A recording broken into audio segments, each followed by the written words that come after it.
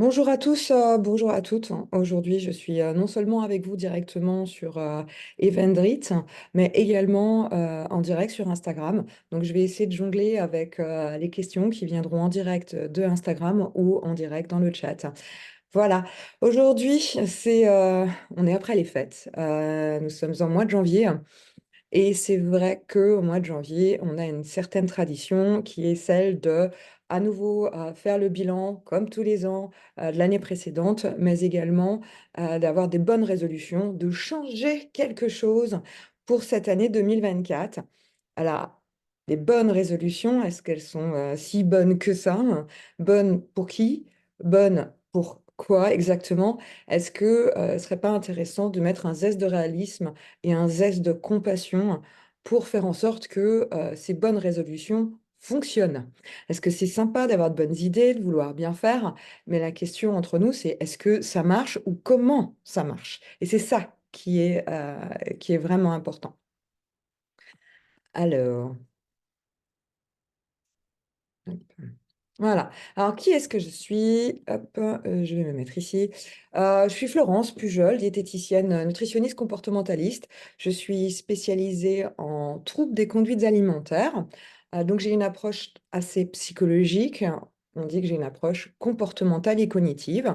Donc, je m'appuie sur les thérapies comportementales qu'on utilise en psychothérapie, également sur les principes de pleine conscience, pour faire en sorte que tous mes patients deviennent des libres mangeurs, qu'ils viennent d'abord pour une simple perte de poids ou un malheur, je dirais, alimentaire ou une relation conflictuelle, ou pour tous ceux qui souffrent de troubles des conduites alimentaires, type boulimie, type je craque et je me sens mal dans ma peau, type anorexie, type méricisme, ou des personnes qui se relèveraient la nuit pour manger. Donc voilà, donc ça c'est mon métier, ça fait plus de 20 ans maintenant que je suis spécialisée dans ce domaine-là, donc ça fait quand même pas mal d'années.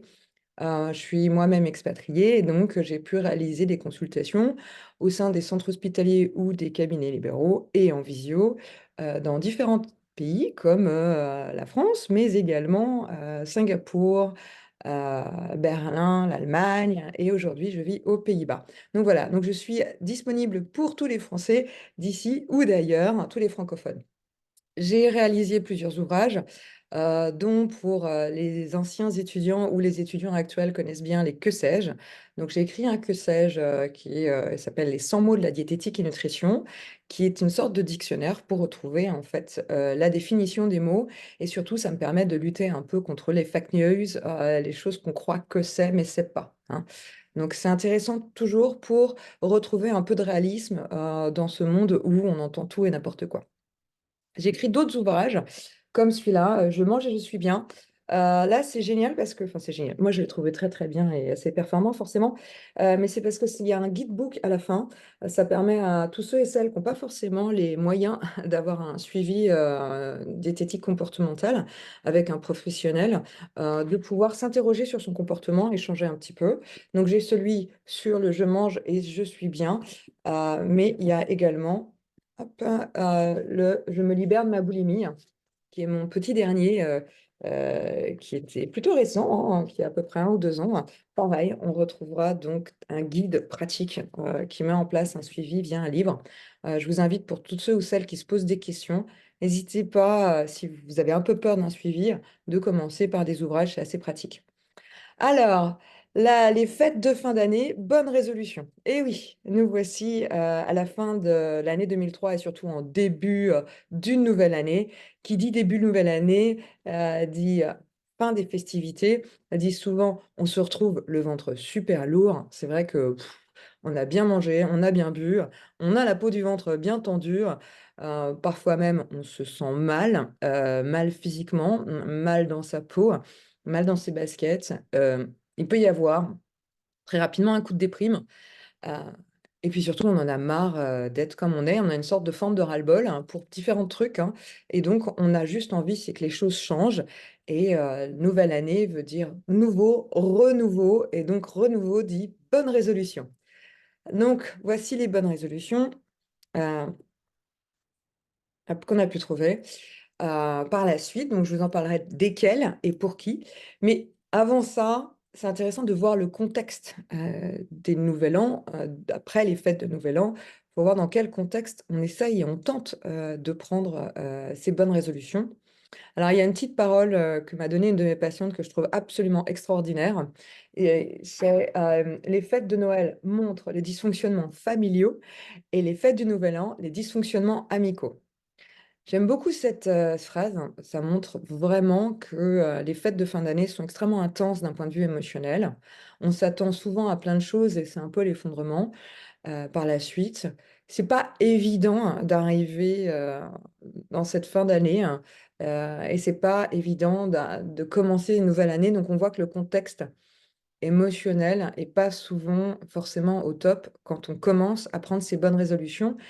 Et je dirais malheureusement, ce contexte émotionnel fait que bien souvent, on va prendre des bonnes résolutions d'une mauvaise façon, hein, ce qui fait que on sera incapable de les réaliser au final. Donc, mon courage pour tous ceux et celles qui ont passé des mauvaises fêtes de Noël, des Nouvel An très décevants, c'est possible que certains ou certaines d'entre vous se sentent seuls au monde en disant, voilà, j'ai plus mes meilleurs amis, je comprends plus mes amis, j'ai plus vraiment d'amis ou j'ai une famille qui me comprend pas, l'année prochaine, je vais plus les voir. J'ai même certaines patientes qui me disent, cet été, je retourne plus voir mes parents. Donc, on voit bien que c'est pas toujours un contexte très évident après les fêtes, hein. Alors, euh, les bonnes résolutions, oui, mais bonnes pourquoi? Alors, j'ai trouvé un sondage d'Ipsos, donc très français, hein, un sondage en France, qui disait que 34% de la population interrogée désirait pratiquer une activité physique ou sportive régulière. Donc ça, c'était, je dirais, la plus grande bonne résolution que peuvent exprimer les Français pour 2024.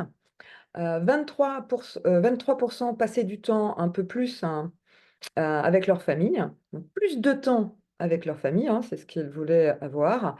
Je dirais pourquoi pas. On sent qu'il y a eu donc certaines carences, je dirais, et on a envie de reprendre peut-être l'essentiel.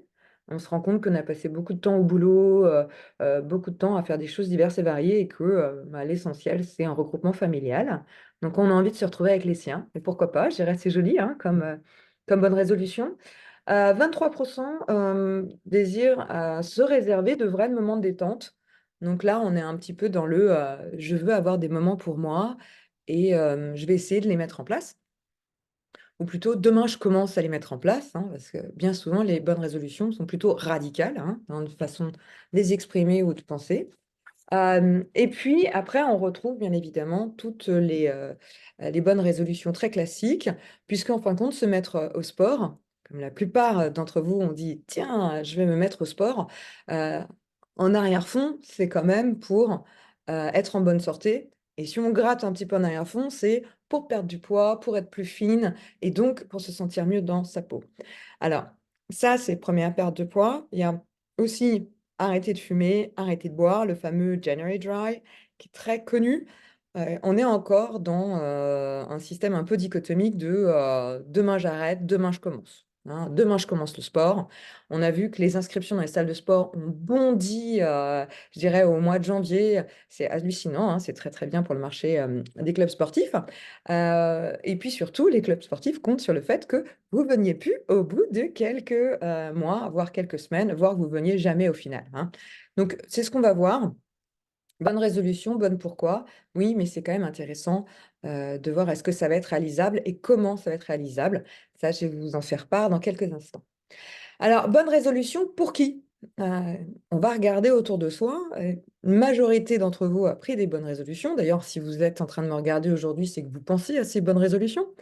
Ça ne veut pas forcément dire que tout le monde en prend, d'accord? Mais pour ceux qui expriment cette volonté de changer quelque chose hein, pour cette nouvelle année, généralement, ça signifie qu'on a besoin d'apaiser quelque chose. Par exemple, si on est en conflit alimentaire, si on a ras-le-bol de faire des crises alimentaires, ras-le-bol de sauter sur la plaquette de chocolat ou de surbouffer à tous les repas, euh, on a envie d'apaiser sa relation alimentaire. Donc là, on se dit, demain, je commence, je fais attention et j'arrête. Je veux bien, demain, j'arrête. Dans la réalité, le demain, j'arrête, vous allez voir que c'est assez compliqué à mettre en place. Euh, pour tous ceux aussi qui ont envie d'être une meilleure personne. Par exemple, on a vu le désir d'être en famille. Ça peut être un besoin qui vient de soi. J'ai besoin, moi, de retrouver les miens. Ils m'ont manqué l'année précédente. Ou alors, c'est aussi tout simplement un besoin d'être meilleur aux yeux des autres. Oui, alors si je suis meilleur aux yeux des autres, ça veut dire que je vais pouvoir être présent et être un bon père, une bonne mère, une bonne femme, un bon mari, etc., un bon copain, un bon petit copain, etc. Je dirais bonjour à l'équipe de Rouge aux Lèvres qui nous rejoint, qui est une sublime équipe. Tiens, j'en profite en même temps. Donc là, je dis un petit coucou sur Insta en même temps. Donc, coucou. Voilà. Bonne résolution pour qui également? Pour tous ceux qui ont besoin de se rassurer. C'est pas évident. L'année 2023 a pu être assez fracassante, assez changeante, aussi bien pour ceux qui ont vécu des divorces, des séparations, des décès, des prises de poids, etc. Et là, on a besoin de se reprendre en main parce que ça nous a fait peur et qu'on a besoin que les choses changent pour se rassurer, pour avoir moins peur, pour avancer, pour un mieux-être. Donc, les bonnes résolutions, c'est aussi pour les gens qui ont besoin de se rassurer et de se dire cette année 2024, cette nouvelle année, ne sera pas comme l'année précédente. Voilà. Bonne résolution pour qui? Pour ceux également qui ont besoin d'une date de début. 1er janvier, j'arrête de fumer, j'arrête de boire, je bois différemment, je me trouve un mec, je m'inscris sur un site de rencontre, enfin n'importe quoi, les gens qui ont besoin de dire ça y est, c'est ma date butoir, je commence ou j'arrête, hein. Et puis, on a des bonnes résolutions qui sont un peu plus douces. Ce sont les besoins de projet. Ah, cette année, qu'est-ce que j'ai envie de faire? Qu'est-ce que j'ai envie de réaliser? Projet professionnel, projet personnel. J'ai envie de se prendre un crédit, d'acheter un appartement. J'ai envie de changer de pays, hein. Je pense à toutes mes expats qui bougent à droite à gauche. J'ai envie d'essayer de me mettre à faire un enfant. J'ai essayé de me lancer dans une FIV en PMA. J'ai essayé de... Donc, on voit un petit peu, ce sont des nouveaux projets. Souvent, ces projets sont des besoins, sont des bonnes résolutions beaucoup plus douces, en fait, que d'autres. Et on va remarquer que ce sont des bonnes résolutions qui fonctionnent, qui sont réalisables beaucoup plus que d'autres, hein, toutes celles qui arrivent avec douceur. Alors, sur Insta, effectivement, on ne voit pas les slides. Je vous invite à retrouver tous ces slides directement et cette conférence sur mon site internet, hein. Vous cliquez sur conférence et vous aurez à nouveau euh, toutes les slides qui vont apparaître en même temps que la conf. Alors, ce qu'on remarque bien, c'est que souvent les bonnes résolutions riment avec dichotomie. Dichotomie, c'est vraiment la loi du tout ou rien. C'est voilà, January die, donc en gros, 1er janvier, j'arrête de boire, 1er janvier, j'arrête de fumer, 1er janvier, je commence un régime, 1er janvier, je me mets à courir. Là, on va voir que généralement, ça dessert l'efficacité, c'est-à-dire que penser d'une façon si radicale fait que votre bonne résolution va avoir du mal à se mettre en place dans le temps. C'est vraiment le tout ou rien va faire que ça va tenir une semaine, 15 jours, un mois. C'est quelque chose à éviter. On va en reparler sur comment faire pour limiter cette dichotomie, pour faire en sorte qu'elle soit plus douce. De l'autre côté, rigidité, hein, c'est j'arrête de boire. Je dirais plutôt que de se dire j'arrête de boire, plutôt rechercher, si vous voulez arrêter de boire juste pour January Dry, je dirais c'est peut-être parce que vous avez trop bu pendant toute l'année. Ce qui serait intéressant, c'est de mettre un peu de flexibilité et de se dire, est-ce que j'ai trop bu? Dans quel contexte? Est-ce que je suis plutôt un binge drinker? Donc, je bois trop, surtout pendant les soirées. Est-ce que je me prends un ou deux ou trois verres systématiquement le soir? Réfléchir d'abord à sa problématique pour se dire que la nouvelle année 2004, vous allez essayer et travailler sur, mais pas dire on and off, j'arrête, je commence, j'arrête, je commence. Sinon, ce qu'on voit très souvent, c'est au mois de janvier, on boit pas, 1er février, on est explosé tellement qu'on va, excusez-moi du terme, se bourrer la gueule parce qu'on était en manque. Et ça, on retrouve la même chose aussi d'un point de vue alimentaire. Au mois de janvier, je commence, je me serre la ceinture parce que je me sens un peu lourde après les fêtes, et on voit que 15 jours après, on explose 2 tablettes de chocolat. Donc, faire attention à cette rigidité, on va revenir après. Les bonnes résolutions, elles sont souvent aussi liées à un fait qui est vraiment désiré. Je désire changer. C'est vraiment quelque chose quasiment de l'ordre du rêve et vraiment le désirer est très puissant et à la fin on en oublie la réalité du truc. C'est-à-dire qu'une bonne résolution, c'est quasiment un fantasme de changement Et plus on a un truc qui est irréaliste, mais vraiment désiré tellement puissamment que c'est l'ordre du fantasme, à la fin, cette action qu'on souhaite mener, elle sera au final irréalisable, soit jamais commencée, soit encore une fois courte durée, donc pas fonctionnelle. Ensuite, qu'est-ce qu'on a d'autre? J'ai marqué bien hein, sur ma slide. Effectivement, on va dire, ouais, c'est bien, je fais ça pour être quelqu'un de bien, j'ai décidé de changer parce que il faut que, hein, on va voir souvent que ces bonnes résolutions sont liées à une réponse à une injonction. Et une réponse à une injonction, c'est pas forcément la bonne chose. Hein, on fait rarement les choses parce que il faut que. On se dit qu'on a envie de les faire parce que il faut que, mais dans la réalité, le il faut que correspond pas à soi. D'ailleurs, on dit pas je faut que, on dit pas tu faut que, nous fallons que, vous voyez? Donc en fait, c'est pas personnel. Donc c'est intéressant de se dire, je fais pas ou je décide pas de changer un comportement en cette nouvelle année parce que il faut que, parce que on m'a dit que c'est bien, mais parce que j'en ressens le besoin. Il y a une énorme différence entre je fais quelque chose parce que je sais que c'est bien et je suis le commandement d'un conditionnement, d'une société, et je fais ça parce que je ressens le besoin de le faire. Donc, faire attention aussi, j'ai décidé de le faire parce que c'est bien, ça tient pas longtemps. Pareil, c'est encore une action qui va être menée pendant une semaine, 2 semaines, 15 jours, 3 mois, si vous avez de la chance, plus jamais. J'ai marqué aussi, bonne résolution rime souvent avec la notion de rêve. C'est difficile d'être réaliste sans avoir analysé la situation. Souvent, on va rêver. Hein, demain, j'arrête de fumer. Si c'est juste dit comme ça, bon courage. Hein, je dirais, faites-vous aider, ce serait plus réaliste que de rêver de demain, j'arrête. Ou demain, je fais attention à mon alimentation. Ou j'ai- c'est bien hein, d'y penser. Pourquoi pas? Hein, on dit bien, c'est bien. Hein, ça répond au il faut que. Mais est-ce que c'est vraiment réaliste? Je sais pas. L'idée est intéressante. Le fait de la rêver fait qu'on oublie le contexte, l'environnement et comment est-ce qu'on doit s'y prendre avec réalisme. Et être réaliste, c'est quand même la clé du succès. Hein. Donc, faire attention à ne pas trop rêver, hein, à pas avoir des objectifs irréalisables, mais plutôt à souhaiter quelque chose pour se donner une direction. Hein. Et donc là, on voit que on n'est plus du tout dans le système dichotomique, on est plutôt dans un système de direction et d'étudier comment je vais vraiment y arriver pour de vrai et pas dans mes rêves. Alors, dernier point, c'est les bonnes résolutions riment souvent aussi avec effort et difficulté.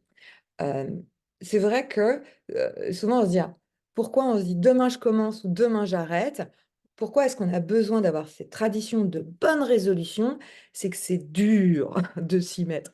Comme c'est dur de s'y mettre, on imagine que le lancement de cette nouvelle année va nous lancer et que l'effort va être moins important. J'ai envie de vous dire, oui, c'est de l'ordre du rêve. L'effort sera toujours aussi difficile, ça sera aussi dur. Donc, c'est important de se dire que on va rechercher un moyen pour limiter la difficulté, pour limiter l'effort, pour que ce soit réalisable et surtout durable dans le temps, encore une fois. Alors, ce qu'on entend souvent, en tout cas, moi, ce que j'ai beaucoup entendu cette année, c'est cette année, c'est décidé, je me prends en main, je fais du sport, je mange plus sain et je perds du poids. Alors, je perds du poids, c'est rarement dit, hein, déjà parce que on a un peu honte de notre corps ou de notre comportement alimentaire. Donc, généralement, ce qu'on entend souvent, c'est cette année, je fais attention à moi et je fais attention à ma santé et je me mets au sport. Et j'arrête de boire et j'arrête de manger. Et surtout, en ce moment, on est très, très dans la mode du sans-sucre. Donc, j'ai beaucoup entendu, moi, parmi mes patients, mais aussi parmi tous mes amis, ah, le sucre, j'arrête. Hein.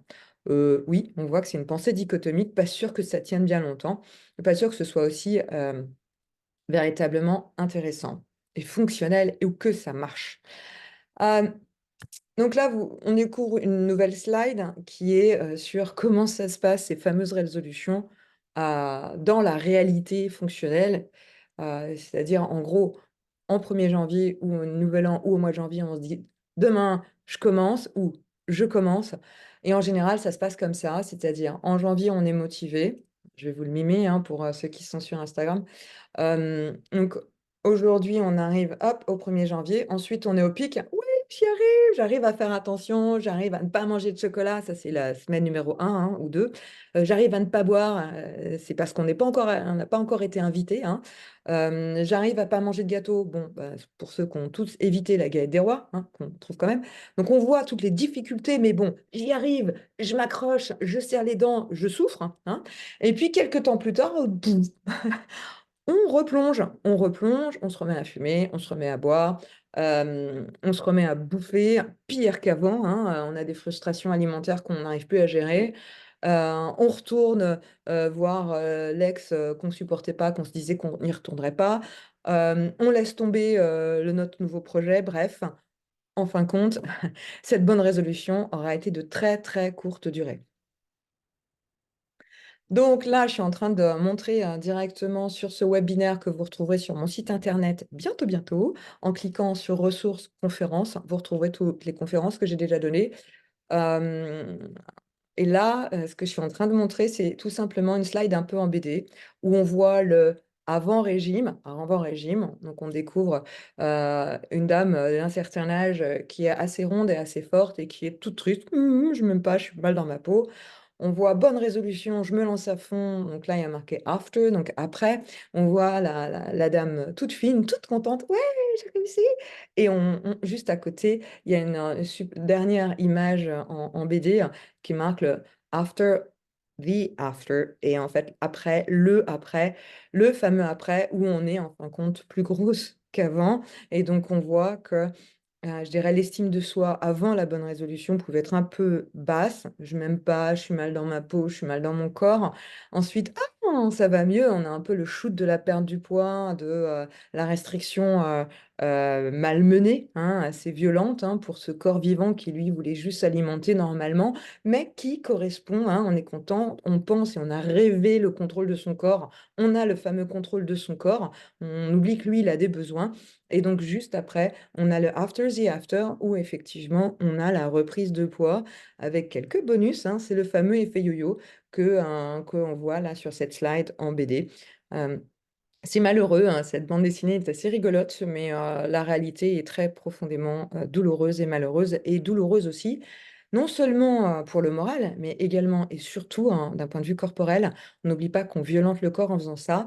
Donc le côté un peu dichotomique de demain, j'arrête le sucre, le sans gluten, le sans lactose, le machin, je mange plus rien, ou je fais juste attention, ça marche pas, et au final c'est assez douloureux. Donc c'est intéressant de s'y prendre peut-être autrement suite à ces bonnes résolutions. Alors, une autre façon de voir les bonnes résolutions, c'est de les voir en application directement sur ces fameux faire attention d'un point de vue alimentaire. Et donc là, il y a une slide qui apparaît sur les restrictions alimentaires, c'est je vais faire attention. Alors, la bonne volonté, la bonne résolution, la sublime motivation de je vais faire attention, mais je ne suis pas au régime. Je vous dirais le mais je suis pas au régime. Quand on fait attention pour le corps, vous l'êtes au régime. Pour le corps, hein, c'est plus du tout une alimentation qui va être dite intuitive, qui va correspondre aux besoins du corps. Souvent, le je fais attention ne veut pas dire que je m'interroge sur mes problématiques de comportement, type quand je suis énervé, je mange, quand je suis fatigué, je mange, ou quand mon gosse m'énerve, je mange.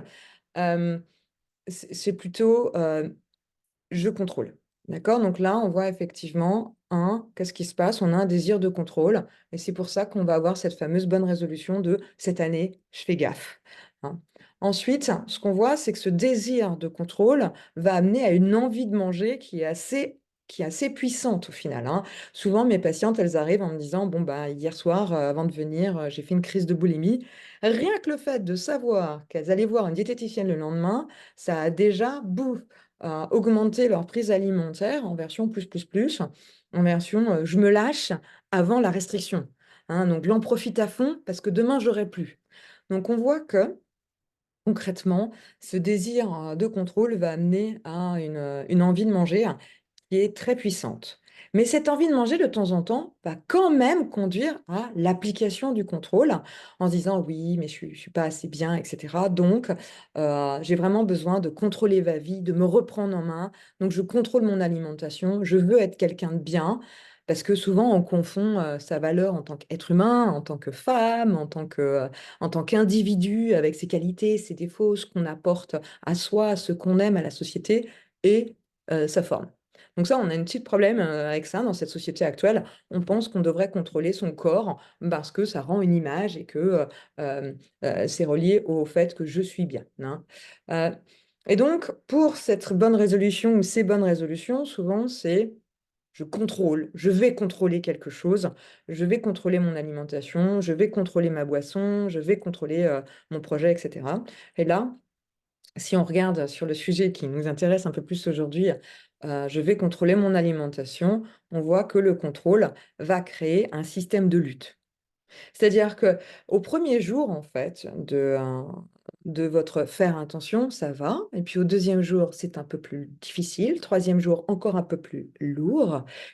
Et en fait, ce système de lutte, pour mettre en place et vraiment lutter avec ce contrôle, pour mettre en place ce contrôle, on est à fond, on lutte pour pas craquer, en fait. Euh, c'est un petit peu comme si vous portiez un petit seau d'eau qui est pas très lourd, hein, c'est faire attention. On n'est pas en train de tout enlever dans son alimentation non plus, hein. Donc on porte un seau comme ça, mais on le porte une journée, 2 jours, 3 jours, plus 1 heure, plus 2 heures, plus 4 heures. Au bout d'un moment, on n'en peut plus. Ah, on lâche. Et donc là, on voit que un désir de contrôle ou une mise en place d'un contrôle euh, alimentaire volontaire, très volontaire, va amener au final à quelque chose qui est très compliqué à gérer, extrêmement déprimant, douloureux. C'est une compulsion alimentaire, je dirais d'un point de vue comportement alimentaire.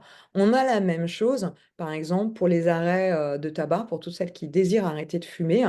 On voit bien que, effectivement, peut-être qu'on va encore réussir à tenir le contrôle de je fume plus, mais par contre, on va peut-être se mettre à manger beaucoup plus, à boire beaucoup plus, hein. Il y en a beaucoup qui me disent d'arrêter de fumer, mais qu'est-ce que je bois maintenant?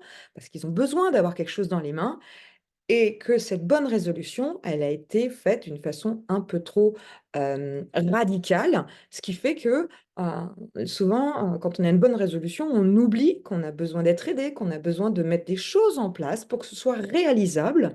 Et c'est vrai que c'est ça, ces fameuses bonnes résolutions un peu trop radicales, un peu trop rêvées, un peu trop irréalistes, amènent souvent à une compulsion par la suite, c'est-à-dire à vouloir faire moins, on finit par provoquer le je fais trop, hein. Donc ça, d'un point de vue alimentaire, ça se traduit en compulsion. Par exemple, j'arrête, je mange plus de pizza, je mange plus de féculents, je mange plus de ci et ça parce qu'on fait attention. Et le jour où il y en a, je me jette dessus.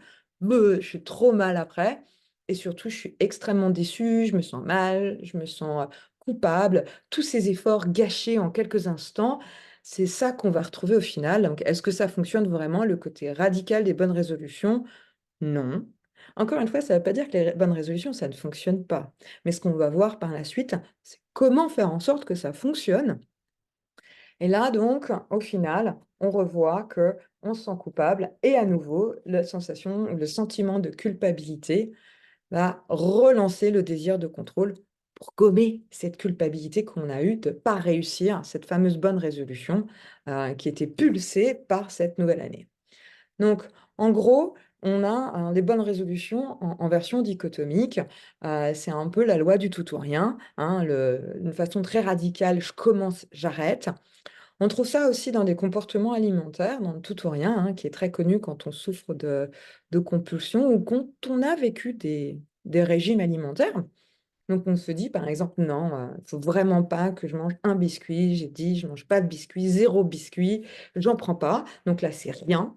Le fait d'en vouloir aucun, le jour où on en prend un, on se dit, mon Dieu, c'est l'horreur, foutu pour foutu, bzzz, je mange tout le paquet. Donc c'est là où on voit qu'on passe du tout au rien, ou du rien au tout. Et effectivement, là, c'est intéressant de se dire, plutôt que de faire une phase restrictive à une phase de lâchage avec des crises alimentaires, avec de la culpabilité, parce qu'on se déteste d'avoir fait ça, avec une estime de soi qui s'effondre, ça serait intéressant de trouver le juste milieu. Le côté un peu flexible, c'est OK de manger un ou deux ou trois biscuits. Donc plutôt de se dire, demain, j'arrête les gâteaux, plutôt de se dire, je vais travailler pour essayer de modifier mon comportement alimentaire et d'avoir un accès à ces biscuits sans que je tombe dans le paquet. Donc, je dirais dans les bonnes résolutions, plutôt de se dire stop, j'arrête quand c'est possible. Par exemple, pour tout ce qui est alimentaire, conduites alimentaires, le travail, ça serait plutôt de chercher l'entre-deux plutôt que chercher le j'arrête qui peut vous provoquer le j'y vais à fond, hein, le fameux foutu pour foutu, je me lâche, je dirais. Plutôt chercher, peut-être ensemble lors de consultations alimentaires ou avec d'autres professionnels, mais rechercher comment réussir à consommer juste quelques biscuits en nourrissant ce corps vivant qui est le vôtre, ce corps qui a besoin de ces biscuits, ce corps qui a besoin de fonctionner, ce corps qui a besoin d'être pris en compte, euh, mais sans pour autant déraper dans quelque chose qui peut être profondément compliqué. Donc les bonnes résolutions, oui, mais peut-être il serait intéressant de rechercher cette flexibilité ou comment faire avec réalisme pour pouvoir faire en sorte que ces bonnes résolutions deviennent réalisables. Alors, comment y arriver? Hein, c'est vrai que c'est intéressant, c'est la question la plus importante, je dirais, que puisse me poser.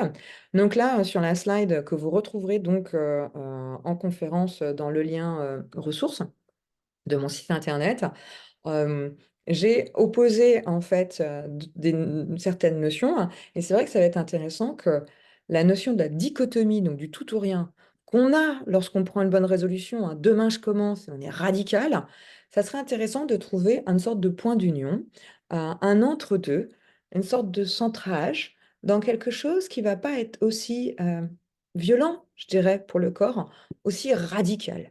D'accord? Donc, par exemple, au lieu de se dire j'arrête, se dire qu'est-ce qui, euh, qu'est-ce qui pour mon corps ou comment m'écouter pour faire en sorte que je puisse vivre entre les deux. C'est pas j'arrête de manger ça ou ça, c'est plutôt comment est-ce que je pourrais les consommer hein, d'une façon plus appropriée à mes besoins, à mes plaisirs, à mes envies. Donc là, on a une autre notion qui est la notion de rigidité, hein, euh, qui répond aussi hein, pas mal au il faut que, hein, c'est rigide, ça doit être que comme ça, parce que sinon j'ai peur de craquer. Pourquoi on est rigide aussi? C'est parce qu'on a peur de craquer. C'est plutôt intéressant de travailler la problématique à la source, le craquage. Hein.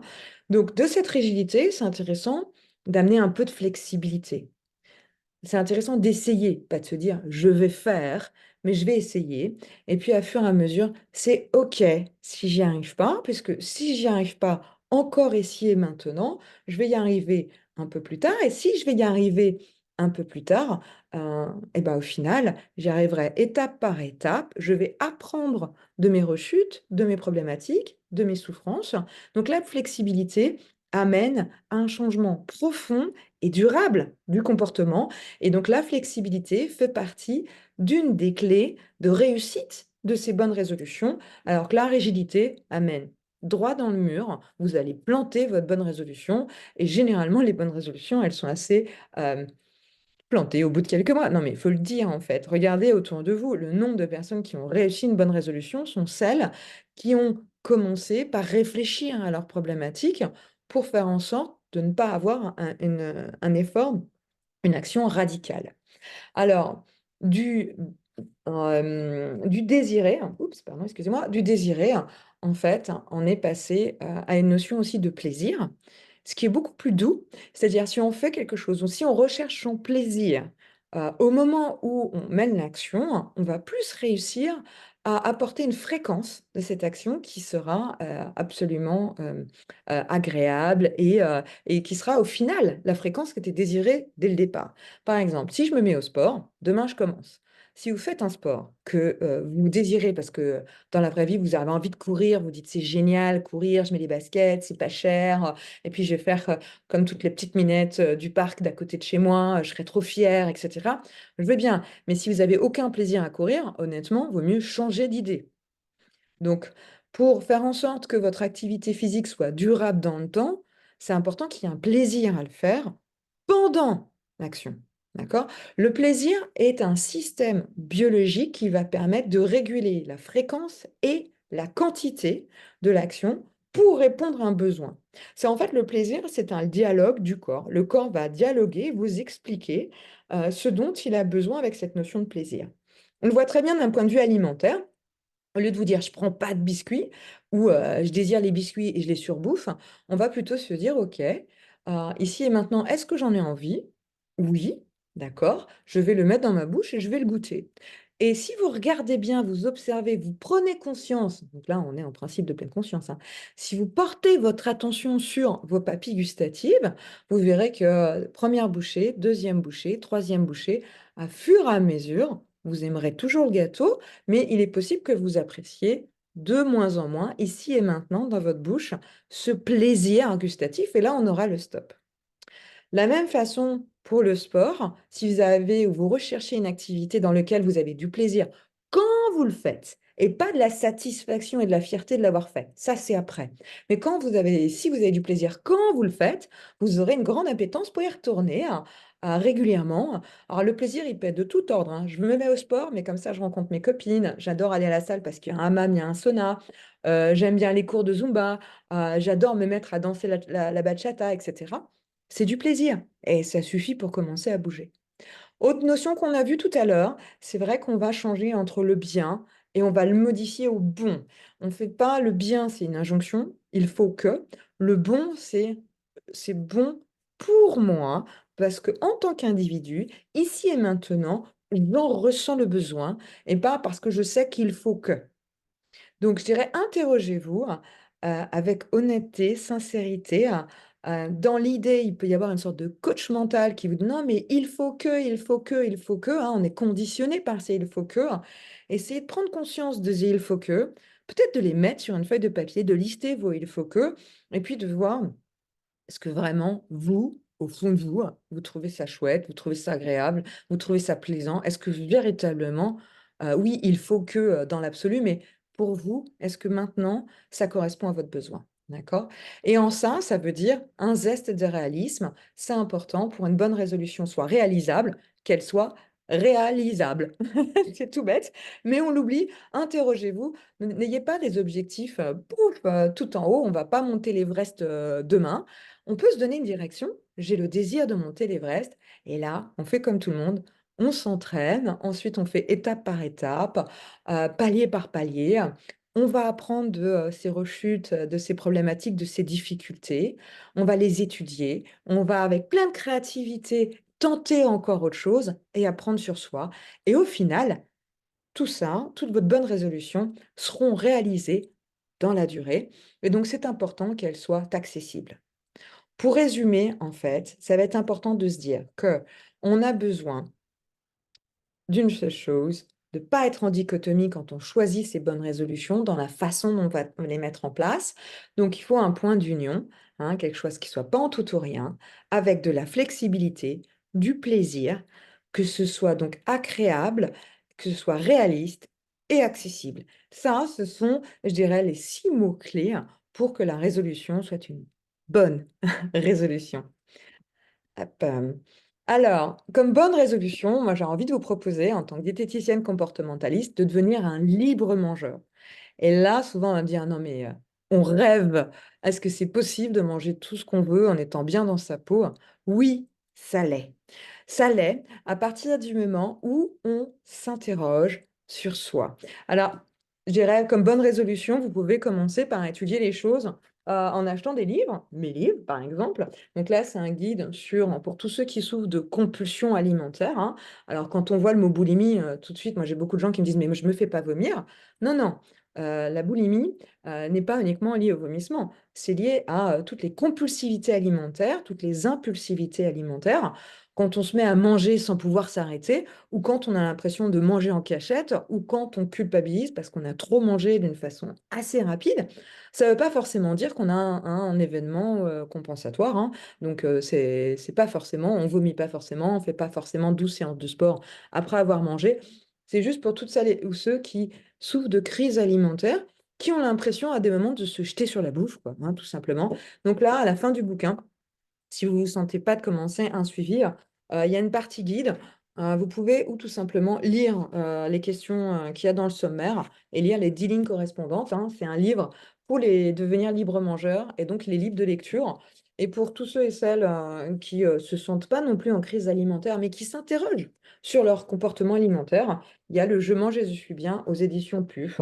Donc ça, ce sont les 2 livres que pourrais vous recommander. Le Je me libère de ma boulimie ou le Je mange et je suis bien. ou tout simplement, je dirais, venir en suivi. Lors des suivis en nutrition comportementale, on va travailler plusieurs choses avec vous. Ça va être déjà réapprendre à s'écouter, hein. Ça sert à rien de dire demain je commence, demain j'arrête, demain je fais ci, demain je fais ça. Euh, c'est important d'accompagner son corps dans son besoin. Et donc, pour accompagner son corps dans son besoin, ce corps qui a besoin de vous pour être mieux, peut-être qu'effectivement, il a besoin d'être plus aidé, il a besoin de gagner en capacité, il a besoin, sans doute pour une question de santé, de manger mieux aussi. Euh, les consultations vont tout simplement vous apprendre à découvrir vos besoins via l'écoute de soi. Donc, c'est je vais apprendre à m'écouter et lors des consultations, on va prendre conscience quand est-ce que vous répondez à vos peurs. Hein, il faut que je me mette à manger des légumes parce que sinon je vais grossir. Je dirais ça, c'est bien, ça va marcher 15 jours. Après 15 jours, ça sera fini. En plus, vous risquez d'avoir des ballonnements parce que vous aurez trop de fibres. Bref, je ne suis pas du tout sûre que ça fonctionne. On va plutôt s'écouter. Quand est-ce que le corps a besoin de? Donc, aussi, on va vous aider à répondre à vos besoins, puisque même si on sent bien qu'on a besoin de faire quelque chose, très souvent, on a peur de le faire. Et quand on a peur de le faire, on bloque. Et même si on ressent ce qu'on a besoin de faire, on ne va pas y avoir accès. Les consultations vous aident également à travailler sur ces peurs, sur tous ces facteurs bloquants qui vont mettre en place une résistance à répondre à vos besoins. Ça veut dire aussi retrouver le plaisir de vivre, retrouver le plaisir d'être soi, retrouver l'affirmation de soi, l'estime de soi, retrouver en fait cette existence. Parce que bien souvent, quand on prend des bonnes résolutions, que ce soit d'un point de vue alimentaire, d'un point de vue alcool, d'un point de vue cigarette, d'un point de vue, c'est que tous ces comportements qui sont des addictions, au final, euh, très souvent, c'est qu'on a un problème d'existence, on a du mal à être soi, on a du mal à s'affirmer, on ne sait pas comment être soi parmi les autres. Et donc, à ce moment-là, il y a cette fameuse, je dirais, package d'un problème d'estime de soi, d'affirmation de soi, de tout ou rien, de soit je fais les choses à fond, soit je ne les fais pas. Je dirais ça, c'est plutôt la peur de mal les faire, donc on préfère pas les faire. Des problèmes aussi de perfection inappropriée, hein, des personnes qui s'angoissent dès qu'elles font pas les choses trop bien. Donc soit elles les font pas, soit c'est trop. Donc tout ça, ça se travaille en consultation pour à nouveau être soi, avoir un plaisir de vie, un plaisir dans son corps, avoir aussi pas mal de gratitude, hein. On oublie quand on est mal dans son corps à quel point il est vivant ce corps, à quel point on a besoin pas forcément d'une vie équilibrée, d'une alimentation équilibrée, mais d'une vie équilibrante et d'une alimentation équilibrante. Donc c'est tout l'objectif des consultations, c'est ça, ça permet tout simplement d'être aidé. Donc, c'est vrai que pour toutes ces bonnes résolutions, et je dis bonjour aux personnes qui viennent juste de nous rejoindre, mais pour toutes ces bonnes résolutions, c'est très important de se dire que on va pas y aller du jour au lendemain comme ça, on fonce tête baissée. Peut-être que la bonne résolution, ça serait de se dire, je vais me poser, je vais me centrer sur moi, je vais réfléchir à ce qui m'a plu, ce qui m'a pas plu, quels sont mes besoins, quelles sont mes envies, voir est-ce qu'ils sont réalistes, est-ce qu'ils sont réalisables. Si je pense que j'ai un doute, je vous invite à vous faire accompagner, à vous faire aider par un tabacologue. Si vous avez des questionnements par rapport à l'alcool, est-ce que je suis alcoolique? Est-ce que j'ai du binge eating? Est-ce que binge eating ou binge drinking d'ailleurs? C'est-à-dire, est-ce que je bois d'une façon compulsive ou est-ce que c'est normal? Posez-vous les questions avant de foncer tête baissée, hein. Entourez-vous de professionnels et surtout, le but du jeu, c'est entourez-vous de professionnels bienveillants, hein. Je pense au secteur médical qui de temps en temps peut être un peu grossophobe, aux coachs sportifs qui vous gueulent dessus en vous disant c'est pas bien, c'est pas bien. Non, là, au bout de 3 jours, 4 semaines, arrêtez, hein, c'est quand même pas hyper agréable de se faire toujours engueuler, je dirais, hein. Donc voilà, donc entourez-vous de professionnels bienveillants qui peuvent vous comprendre, qui sont à l'écoute de vous pour que vous puissiez être vous-même à l'écoute de vous-même. Euh, voilà, donc je vous remercie de m'avoir écouté aujourd'hui. Si vous avez des questions, c'est le moment.